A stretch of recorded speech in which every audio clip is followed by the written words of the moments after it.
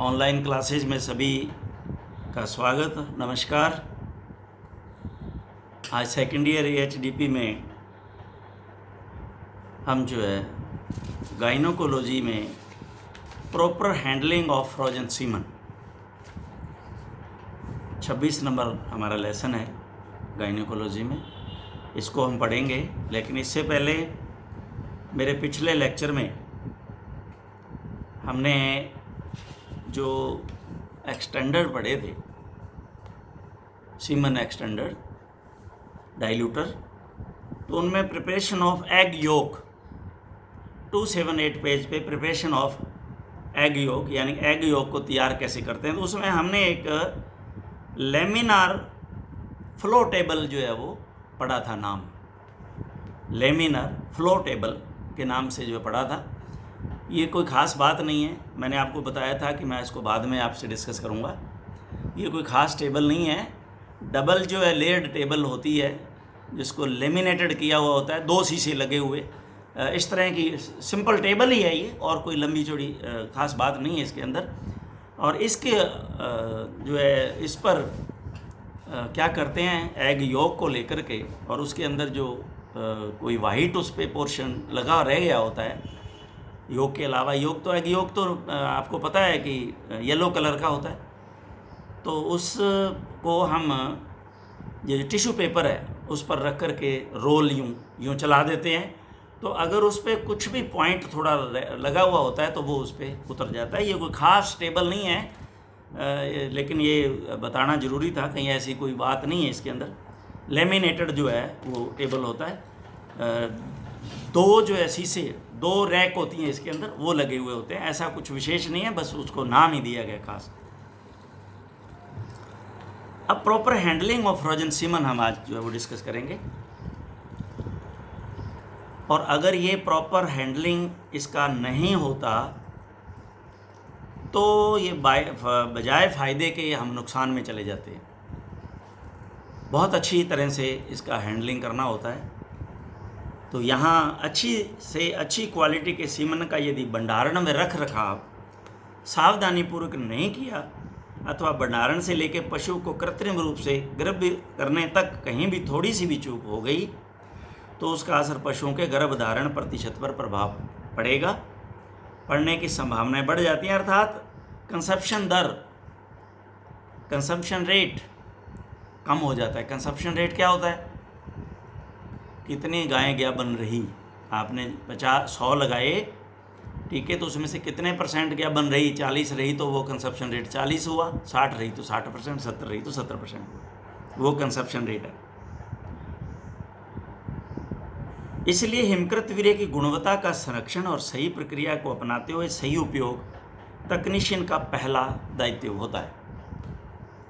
सही रख रखाव, इसका सही तरीके से हैंडलिंग, ये सबसे पहला दायित्व है उसका, टेक्नीशियन का, हमारा। अतः तकनीशियन अधोलिखित निम्न बातों का ध्यान जो है अवश्य रखें। आपको मैंने मेरे ख्याल से ये एलन टू जार जो है इसकी पूरी जानकारी आपको दे दी थी। तो क्रायोकेन में तरल नाइट्रोजन समय समय पर नियमित भरवाते रहें। मैंने आपको बताया था कि इसके अंदर गोबलेट डूबे हुए रहने चाहिए।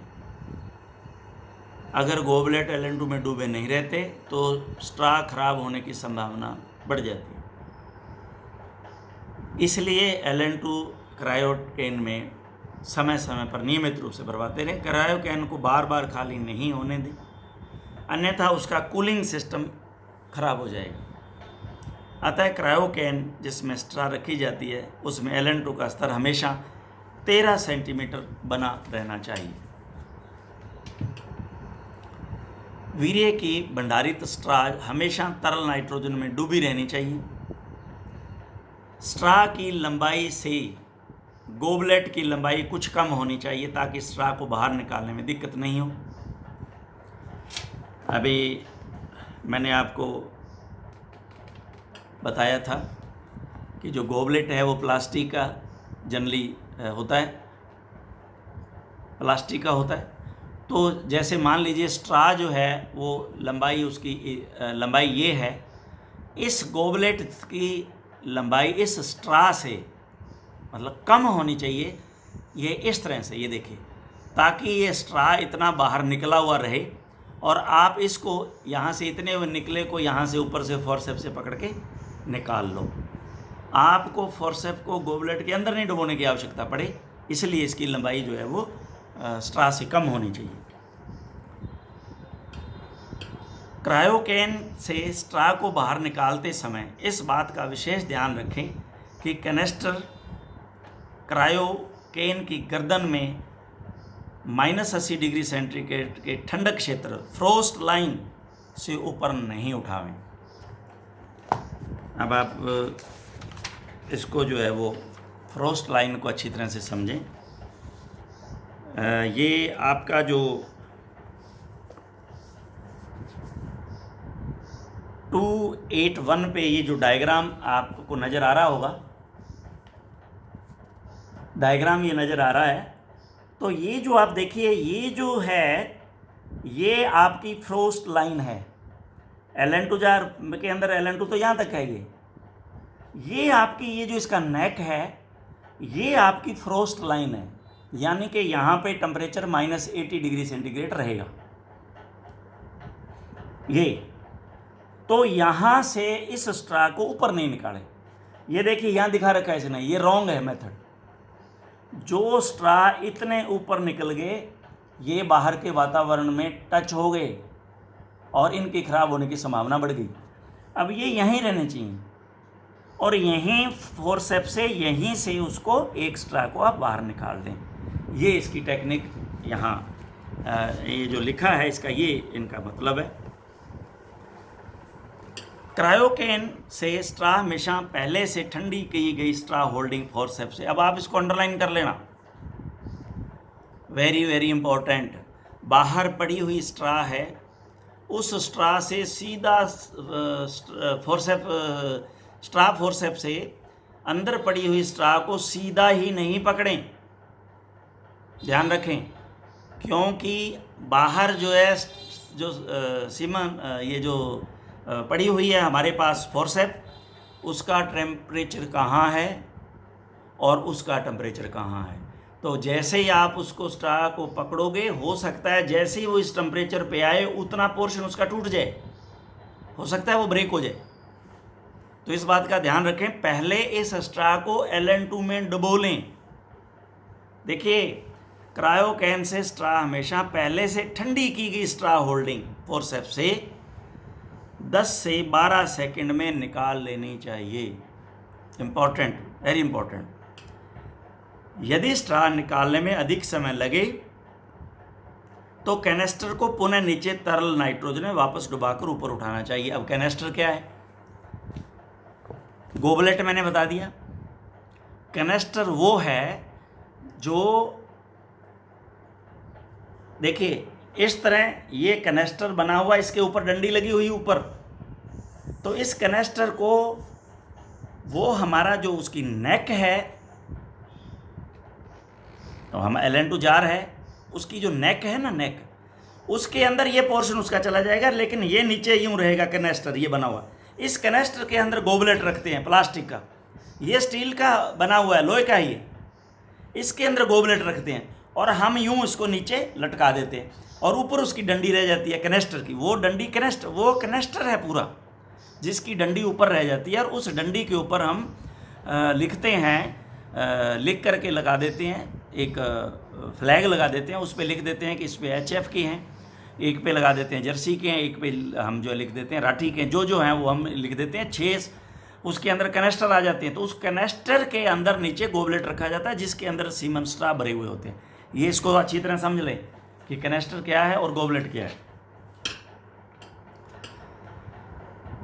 तो अगर मान लीजिए समय ज़्यादा लग रहा है तो कैनेस्टर को वापस नीचे छोड़ दें, ज़्यादा समय नहीं लगाएं, उसको वापस ले जाएं, कैनेस्टर को नीचे रखें और फिर दोबारा उसको निकाल लें। ताकि वो -80 से फिर 196 जो है -196 पे चला गया Ln2 पे, फिर वापस आएगा तो फिर उसको हम फिर निकाल लेंगे। एक ध्यान रखना, अंगूठे व अंगुली की सहायता से सीमन स्टार निकालना बिल्कुल गलत है। कई बार क्या होता है, वो गोबलेट को, पहली बात देखिए, दो बातें रॉन्ग हो गई यहाँ पे। अगर आप जो हमारे पास Ln2 जार है, अगर उसकी नेक से, जो मैंने अभी फ्रोस्ट लाइन बताई, जो फ्रोस्ट लाइन थी ना, इतनी, ये फ्रोस्ट लाइन थी उसकी, जितनी देर उससे ऊपर बाहर नहीं निकालोगे, हाथ से स्टार नहीं निकाल सकते, क्योंकि हाथ अंदर जाएगा ही। तो अगर आप इसे बाहर ले आए तो पहला तो ये रॉन्ग स्टेप है आपका, ये सबसे रॉन्ग स्टेप हो गया। फिर आप उसको हाथ से पकड़ते हो तो ये दूसरा रॉन्ग स्टेप हो गया। तो आपने स्ट्रा के अंदर मोटिलिटी जो है स्पर्म्स की बहुत ज़्यादा कमज़ोर करने में अपना योगदान दे दिया। इसका बहुत ही ख्याल रखना ज़रूरी है। छोटी छोटी बातें हैं, लेकिन ये इसमें ज़्यादा बड़ा रोल जो है प्ले करती हैं, ध्यान रखने वाली बात है।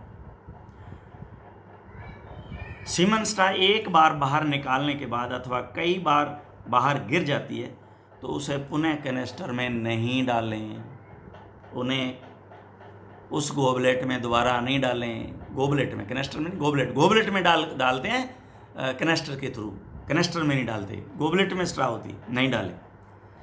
वीर्य स्ट्रा को हमेशा प्लास्टिक या एल्युमिनियम से बने गोबलेट में ही भर कर रखें, केवल कैनेस्टर में नहीं रखें, ये भी इम्पोर्टेंट है।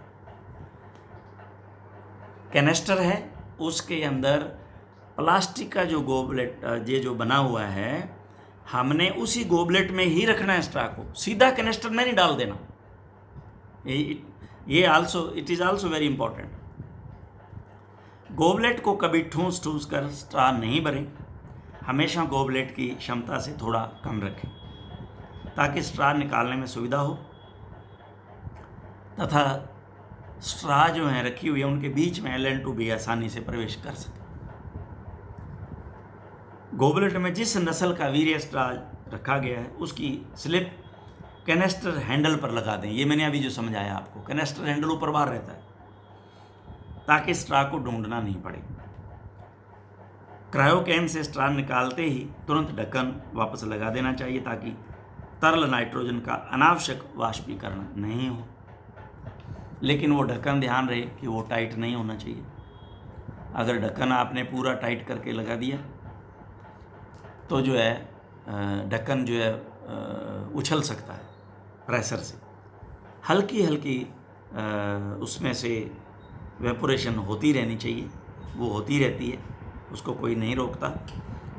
कमरे में जब रखा होता है तो हल्की हल्की वो होती रहती है। अब हिमकृत वीर्य जो है उसका द्रवीकरण कैसे दोबारा करें, जो सीमन जो फ्रोजन है उसकी थाविंग कैसे करें, थाविंग कैसे करें।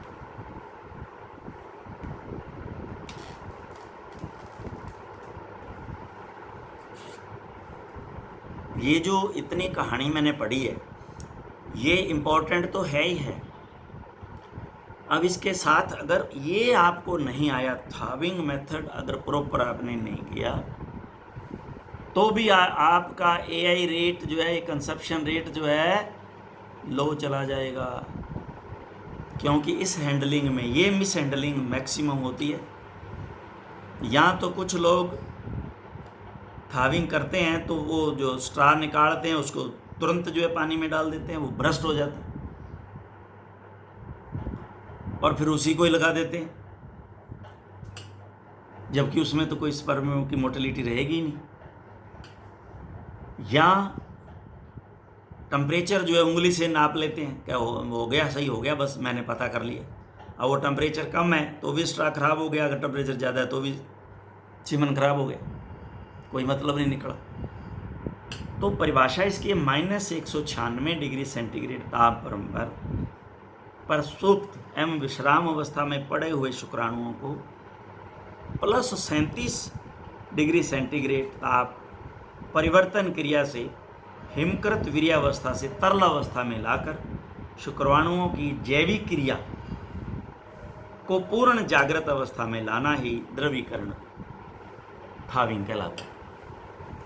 Very important. यह क्रिया उतनी ही जटिल है जितना वीर्य का अवशीतन अथवा हिमकृत करना। हमने इसका जो जब हमने LN2 में इसको फ्रीज किया तो कितनी जटिल अवस्था है, उस लेवल से इस लेवल पे +34 और +37 से हम पहले भी इसको -196 पे कैसे लेके आए, ये भी जटिल प्रक्रिया। अब -196 से +37 पे लाना, ये भी एक जटिल प्रक्रिया, वेरी इंपॉर्टेंट है ये। अतः द्रवीकरण करते समय निम्न बातों का ध्यान रखें ताकि शुक्राणु की गति पर विपरीत असर नहीं पड़े तथा पशु का गर्भित प्रतिशत अच्छा रहे। स्ट्रा को जब भी थाविंग करें, जब कृत्रिम गर्भाधान हेतु सभी तैयारियां आपने पूर्ण कर ली। अब सभी तैयारियों में क्या आता है? क्या गाय को आपने ट्रेविस में ले लिया? क्या गाय की पूंछ को एक तरफ जो है पकड़ा दिया?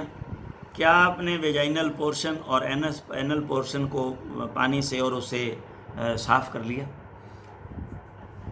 और अच्छी तरह से उसको गाय को काबू कर लिया, नैना लगा लिया?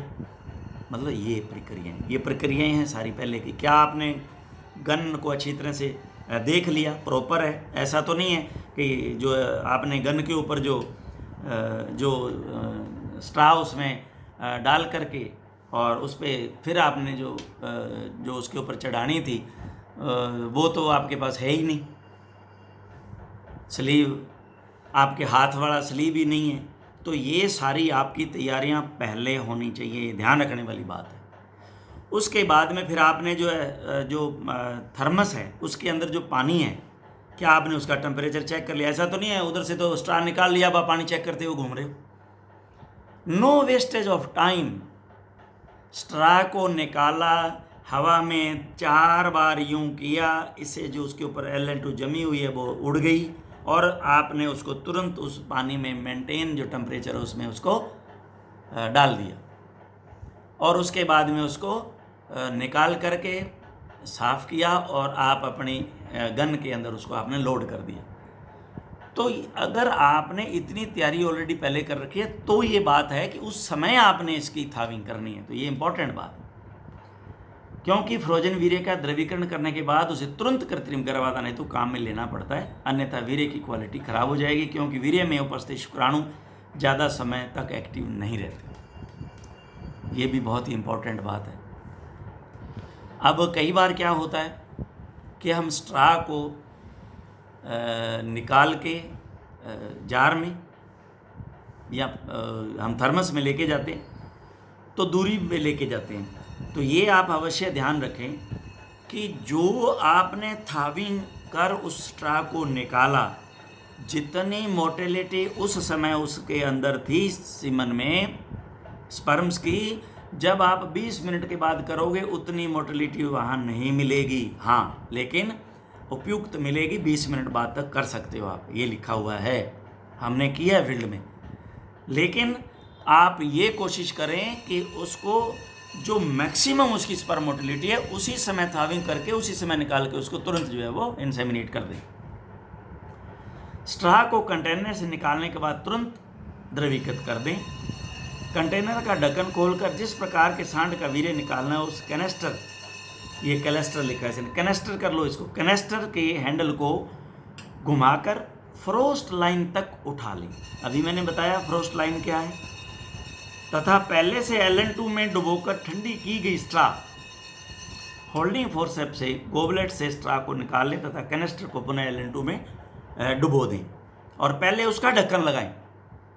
ये प्रक्रिया दोनों हाथों से कंटिन्यू रखें आप। ऐसा नहीं हो कि आप उधर स्ट्रा को थाविंग करते रहें और कैनेस्टर और आपका ऊपर ही पड़ा रह जाए, यहाँ ढक्कन नहीं लगाएं। तो आपको जैसे ही आपने कैनेस्टर में से स्ट्रा को निकाला, आप तुरंत कैनेस्टर को अंदर रखें और ढक्कन लगाएं और वो निकाली हुई स्ट्रा को तुरंत जो है यूँ 4 बार हवा में लहरा के और तुरंत उस पानी में आप डाल दें। बाकी प्रक्रिया आप अपना लें। स्ट्रा को बाहर निकालने के बाद एक क्षण के लिए हवा में हिलावें, ये बताया। इससे स्ट्रा पर लगी अतिरिक्त Ln2 हट जाएगी। यदि आपने ऐसा नहीं किया तो कई बार अतिरिक्त Ln2 के कारण जो ही स्ट्रा को थाएंगे तो पानी में डालते हैं और वो चट की आवाज़ के साथ स्ट्रा टूट जाती है। ये मैंने आपको बता दिया था। स्ट्रा कंटेनर में निकालने से पहले बीकर आदि में निम्न ताप का साफ पानी भर लें, जहां तक हो स्ट्रा का द्रवीकरण धातु के बर्तन में नहीं करें। तो अब ये कितने डिग्री वो पानी होना चाहिए, ये सांड के विरेक की स्ट्रा के लिए जब हम उसको थाविंग करते हैं, तो जो फ्रेंच का मीडियम स्ट्रा है, फ्रेंच मीडियम स्ट्रा है, 37 डिग्री सेंटीग्रेड पर 30 सेकेंड तक आप उसको रखेंगे, आधा मिनट। लेकिन जो फ्रेंच का मिनी स्ट्रा है उसको 37 डिग्री, ये 30 नहीं है 37 करो इसको, 37 डिग्री सेंटीग्रेड पर 20 मिनट तक रखना, यानी टाइम घटा देना। भैंस सांड के वीर्य के स्ट्रा को 1 डिग्री ऊपर ज़्यादा रखते हैं हम। यहाँ इसने आप 38 डिग्री सेंटीग्रेड से 40 डिग्री सेंटीग्रेड पर 30 सेकेंड तक फ्रेंच का मीडियम जो है, और फ्रेंच मिनी स्ट्रा जो है वो 38 डिग्री सेंटीग्रेड से 40 डिग्री सेंटीग्रेड पर सिर्फ जो है वो 15 सेकेंड ही आपने रखना है। कभी भी पानी का तापक्रम ज़्यादा या कम नहीं रखें, अन्यथा टेम्परेचर शॉक से संपर्क मर जाएंगे तथा कभी भी तापक्रम का अनुमान अंगुली डालकर नहीं लगाएं। ये ज़्यादातर देखा है फील्ड में। और केमिकल थर्मामीटर ही काम में लें। थाइंग के पानी का तापक्रम जो है वो अवश्य नापें। स्ट्रा का थाइंग पानी में आड़ी, हॉरिजॉन्टल तथा खड़ी, वर्टिकल दोनों के प्रकार से किया जा सकता है, लेकिन निम्न बातों का ध्यान रखें। पानी शुद्ध हो तथा उचित तापक्रम पर हो। पानी में स्ट्रा पूर्ण रूप से डूबी होनी चाहिए, ध्यान रहे। यदि स्ट्रा आड़े यानी कि यूं हॉरिजॉन्टल, इसको हॉरिजॉन्टल कहते हैं, यूं जार पड़ा हुआ है आपका, यूं जार पड़ा हुआ है, आपने स्ट्रा को यूं पकड़ा, यूं डाल दी, यूं, और यूं डाली, खड़ी डाली तो हॉरिजॉन्टल, यूं लेटी हुई डाली तो हॉरिजॉन्टल। अगर आपने हॉरिजॉन्टल यूं लेटी हुई डाली है तो वो डूब जानी चाहिए पानी में। अगर यूं डाली है तो भी वो पानी में डूब जानी चाहिए। अगर वो स्ट्रा तैर रही है तो या तो सीमन ख़राब है या सीमन की क्वांटिटी उसमें बहुत कम है। ये 2 रीजन हो सकते हैं उसके अंदर, ये इसने बताया हुआ है। यदि स्ट्रा हॉरिजॉन्टल थाइंग में ऊपर तैर रही है तो स्ट्रा खराब है अथवा सीमन की मात्रा कम है, काम में नहीं ले। यदि नीचे पैंदे में पड़ी है तो उपयोग हेतु सही है। यदि स्ट्रा को खड़े प्रकार वर्टिकल थाइंग कर रहे हो, स्ट्रा ऊपर उठी हुई है तो स्ट्रा खराब है अथवा सीमन की मात्रा कम है, काम में नहीं ले, यानी कि पानी से अगर ऊपर उठ गई है तो। इस अवस्था की थाइंग में तो फैक्ट्री सील हमेशा पैंदे की तरफ होनी चाहिए। फैक्ट्री सील हमेशा पैंदे की तरफ रखनी चाहिए। फैक्ट्री सील मैंने आपको बताया है, पिछले शायद लेसन में भी आपको समझाया था, आपको यहाँ शायद मेरे ख्याल वो फर्स्ट ईयर को। फैक्ट्री सील कौन सी है? ये स्ट्रा है हमारे पास। तो स्ट्रा जब फैक्ट्री से बन के आती है, ये तो प्लास्टिक है ना, ये तो फैक्ट्री से जब बन के आई तो नीचे एक प्लग लगाया जाता है, उसमें फैक्ट्री से लगा हुआ आता है, और ये ऊपर से खुली होती है। ये जो ऊपर से खुली है, नीचे प्लग लगा हुआ है, तो ये प्लग फैक्ट्री प्लग है, तो इसको नीचे की तरफ रखें हमेशा। यस, अगर स्ट्रा खड़ी हुई उसमें पानी में डुबोते तो इसको नीचे की तरफ रखें। ये फैक्ट्री प्लग है और ये लैब प्लग है, क्योंकि जब इसमें सीमन जो भर देंगे तो इसको लैब के अंदर सील किया जाएगा। तो ये सील ऊपर से मुंह सील है इसका, तो ये लैब प्लग है और ये फैक्ट्री प्लग है। तो इसका आपने ध्यान रखना है। ये आपको याद होने चाहिए, क्योंकि ये जब आगे हम पढ़ेंगे ना सीमन एआई करेंगे तो किस तरफ उसका एआई गन में जो है उसको लोड करेंगे तो उसका कौन सा प्लग किधर होना चाहिए, तो ये आपके काम में आएगा। कृत्रिम गर्भाधान जब पशु चिकित्सालय उपकेंद्र आदि में आता है तो सबसे पहले उसकी मद की स्थिति ज्ञात कर लें, स्ट्रेस हीट में है या नहीं है, और पूर्ण रूप से निर्णय लेके यही करनी है अथवा नहीं। इसी के बाद ही वीर्य का द्रवीकरण करें। इसके बाद आपके पास यथास्थान व्यवस्थित रखा निम्न समान होना चाहिए। द्रवीकरण की पूरी व्यवस्था AI गन, शीथ, कैंची, रुई, स्ट्रा होल्डिंग फोर्सेप और केमिकल थर्मामीटर। तो ये चीज़ें आपके पास होनी चाहिए। आज के लिए मेरा ख्याल है काफ़ी इतना। गन तैयार करने हेतु निम्न प्रक्रिया, ये गन तैयार करने की विधि जो है हम नेक्स्ट जो है हमारे लेसन में पढ़ेंगे। Thank you very much.